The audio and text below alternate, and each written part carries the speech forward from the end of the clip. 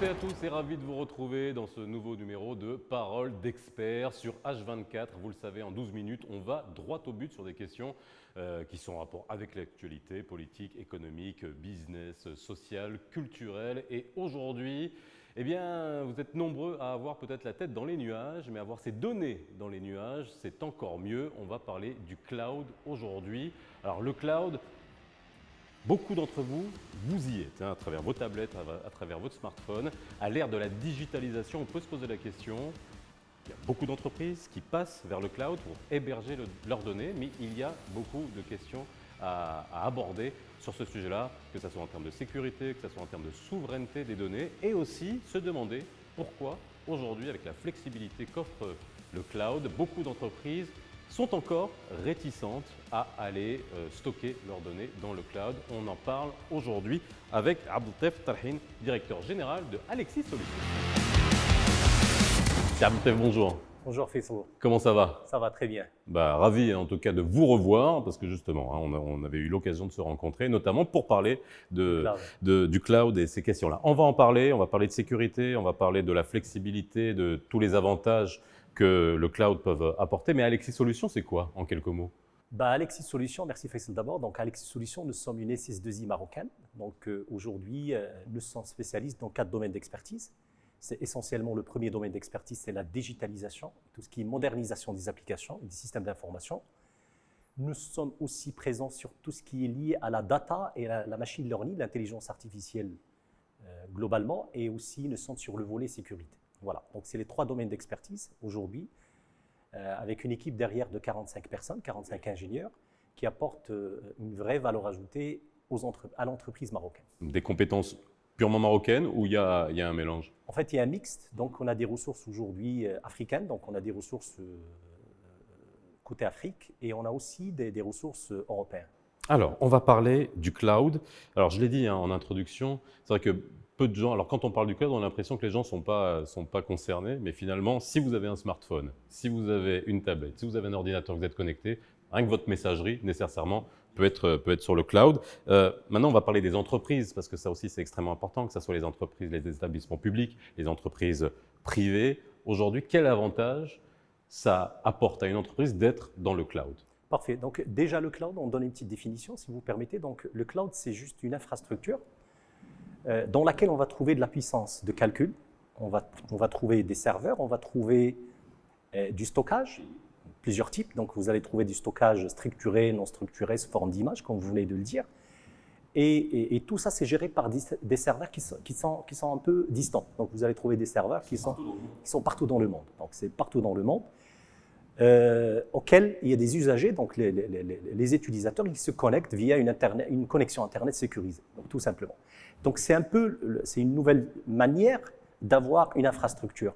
Au lieu d'avoir et de créer une infrastructure propre à vous avec un coût énorme et un taux d'obsolescence qui est très élevé, au bout de 3-4 ans, donc ce que vous achetez, il devient obsolète, donc vous louez. Donc c'est une manière de louer de la puissance, de louer la capacité de stocker des informations. Dans l'ère du temps, aujourd'hui, on n'est plus dans la notion pour une entreprise de CAPEX, donc d'investissement, on est plus dans l'OPEX, c'est-à-dire dans l'utilisation. Alors justement, on va en parler parce que, alors sans trop rentrer dans le détail, parce que même techniquement, il y a beaucoup de termes, comment est-ce qu'on peut très brièvement dire comment ça marche justement en termes de type d'utilisation? On parle beaucoup de SaaS, donc SaaS, System as a Service, donc c'est-à-dire qu'on paye un fee chaque mois ou chaque année ou semestriellement, mais il y a 3 types d'utilisation du cloud. En fait, avant de parler de type de service, donc là c'est les types de services du cloud, d'abord il faut parler du type de cloud. Donc il y a d'abord le cloud privé, on trouve un cloud public, ou par ordre on trouve le cloud public qui domine à 70%, le cloud privé, troisième type c'est le cloud hybride, et vous allez trouver un 4e type qui s'appelle le multi-cloud. Donc ça c'est les types de cloud.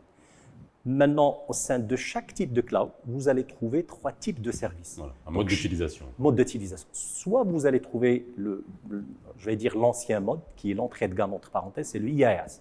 C'est ce qu'on appelle Infrastructure as a Services. C'est-à-dire qu'on est obligé d'investir dans l'infrastructure.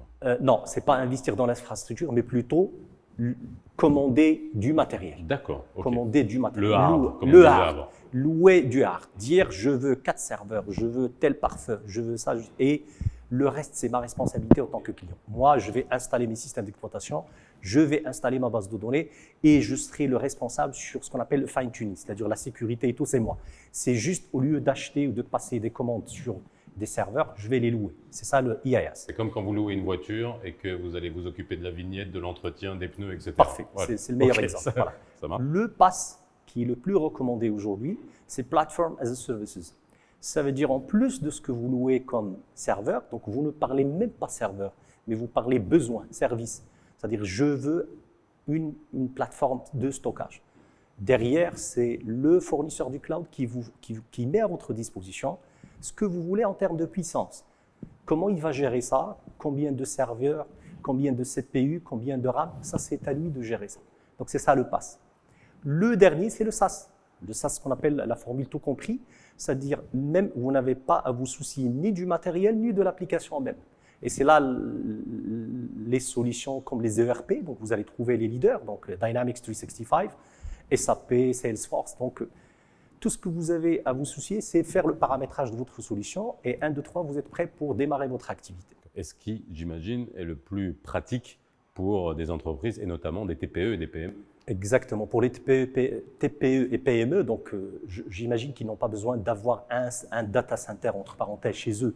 Donc tout ce qu'ils ont à faire, c'est d'aller vers des solutions cloud, ERP, pour gérer leur stock, gérer leur activité commerciale, gérer leurs relations avec le client. Parce que l'essentiel, avoir un data center, ce n'est pas la finalité en elle-même. Ce n'est pas ça l'informatique. En fait, l'informatique, c'est de créer des services, c'est de pouvoir communiquer convenablement avec vos clients et c'est de pouvoir faire votre métier d'une manière L'usage, encore une Exactement. fois, l'usage. Et c'est vrai qu'on est dans une ère où la digitalisation en elle-même change d'un point de vue mindset et d'un point de vue mentalité. Alors, dans mon introduction, j'ai dit il y a aussi beaucoup d'entreprises qui rechignent à aller vers ce genre de service parce qu'il y a un des éléments et qui revient à chaque fois qu'on parle avec beaucoup d'entreprises, c'est le piratage, la cybersécurité. Et c'est normal qu'on se pose la question en se disant « Ok, j'ai mes données qui sont éparpillées, qu'est-ce qu'on fait contre le piratage des données ?»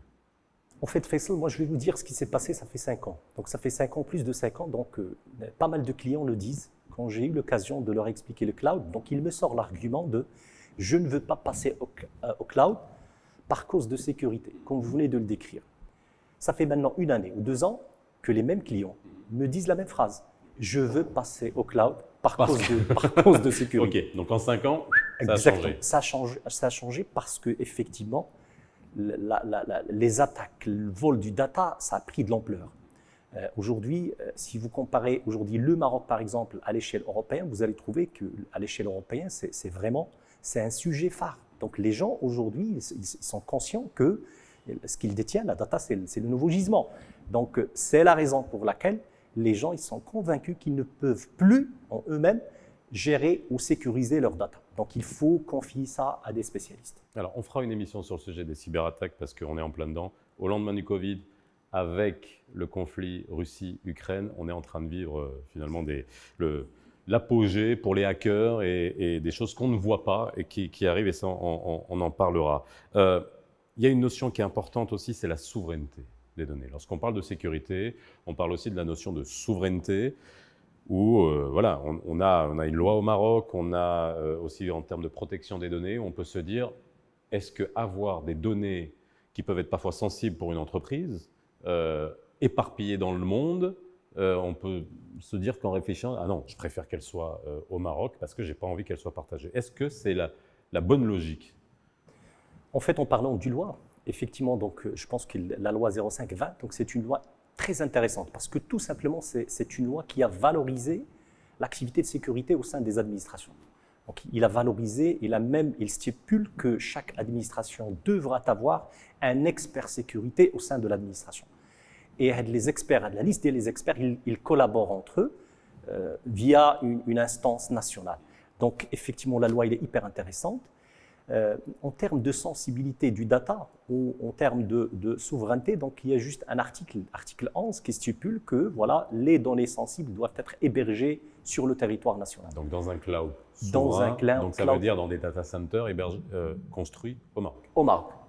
Maintenant, aujourd'hui, les fournisseurs de cloud, ils n'ont pas ce problème parce qu'effectivement, comme j'ai expliqué tout à l'heure, donc vous avez plusieurs types de cloud. Vous avez le public et le privé. Donc, en mettant en place une architecture hybride, vous allez vous retrouver à déployer de la data, des interfaces, des applications dans des clouds publics. Vous allez bénéficier de la sécurité à très haut niveau et vous profitez et vous mettez dans un cloud privé tout ce que vous jugez comme données sensibles. Et vous allez gagner de la sécurité autour de ça. Donc finalement, faire une nomenclature, une priorisation des données en fonction de leur niveau de sensibilité. Exactement. Et après faire un dispatch. Voilà, un ça, dispatch. si j'imagine, c'est des prestataires comme vous qui vont bien sûr, voilà, bien conseiller, sûr. accompagner pour savoir Voilà. comment on dispatche. C'est ce qu'on tout appelle ça. une architecture hybride qui répond à ce besoin. Alors, on a quand même 3 géants, vous les connaissez, que ce soit Amazon, Microsoft, Google, qui sont, voilà, ce triumvirat qui détient le monopole mondial du cloud. Est-ce qu'il n'y a pas d'autres alternatives à ces 3 géants? Oui, en fait, il y a une dizaine, donc je vais citer les top 5, les meilleurs 5. Donc effectivement, je vais les mettre par ordre parce que c'est important. Donc vous allez trouver que Microsoft, c'est le leader mondial en tout ce qui est activité cloud. Donc c'est un revenu de plus de 25 milliards de dollars de revenus sur l'activité cloud. En deuxième position, vous allez trouver Amazon sur 19 milliards de dollars. Le troisième, je pense que c'est Salesforce. Et vous allez trouver Salesforce, SAP, vous allez trouver Oracle, vous allez trouver IBM. Donc, c'est les top 5 des entreprises. Mais en fait, c'est des géants, c'est des leaders qui nous accompagnent depuis des années. Donc, ils sont là, ils étaient les premiers depuis plus de 10 ans en train de mettre en place des clouds partout au monde. Donc, en fait, le choix d'aller vers un fournisseur de cloud, c'est d'abord analyser et vérifier les emplacements des data centers de ce fournisseur. Donc, si on prend par exemple Microsoft ou Amazon, vous allez le trouver, ils sont éparpillés partout au monde. Donc, ce qui vous donne, vous, en tant que client, la possibilité et la capacité d'être très près de votre data center, là où vous allez héberger votre... Et surtout, ça pose la question de, lorsqu'on héberge partout dans le monde, ça évite la concentration des données. Tout à fait. Si jamais il y a un data center qui explose, s'il y a un data center qui est visé pour je ne sais quelle raison ou qui est un problème technique, il y a toujours ce backup et partout dans le monde et c'est ça qui est important de comprendre dans l'architecture du cloud. Alors, dernière question, au niveau d'Alexis, vous nous avez dit ce que vous faisiez. Alors vous, sur cette activité justement de cloud, c'est quelque chose qui... on va dire, vous conseillez, vous accompagnez, vous essayez de faire des montages. Chaque entreprise est différente finalement lorsqu'elle va aborder la question du cloud? Tout à fait. Donc en fait, ça dépend de la taille de l'entreprise, PME, petite entreprise, voire même une moyenne entreprise, voire même lorsqu'on parle d'une administration. On est conscient aujourd'hui que le cloud, c'est vraiment un accélérateur de développement des entreprises. Donc, ce qu'on essaie de faire dans un premier temps, c'est d'expliquer, c'est de faire ce qu'on appelle un assessment. C'est expliquer à l'entreprise qu'est-ce qu'il va gagner d'abord. Donc, on fait un assessment, c'est genre audit, une activité pour expliquer à l'entreprise, le patron de l'entreprise, le passage vers une infrastructure locale, vers une infrastructure cloud, tant d'argent, tant de temps, et tant de valeur en termes d'image de l'entreprise. Donc ça, c'est le premier niveau. Par la suite, on passe à un deuxième niveau, c'est le choix du meilleur cloud. Est-ce que vous allez passer directement vers des ERP ou vous allez dans des clouds pour faire du développement spécifique? Et par la suite, vraiment, on fait l'architecture globale pour que vraiment une architecture court, moyen, long terme.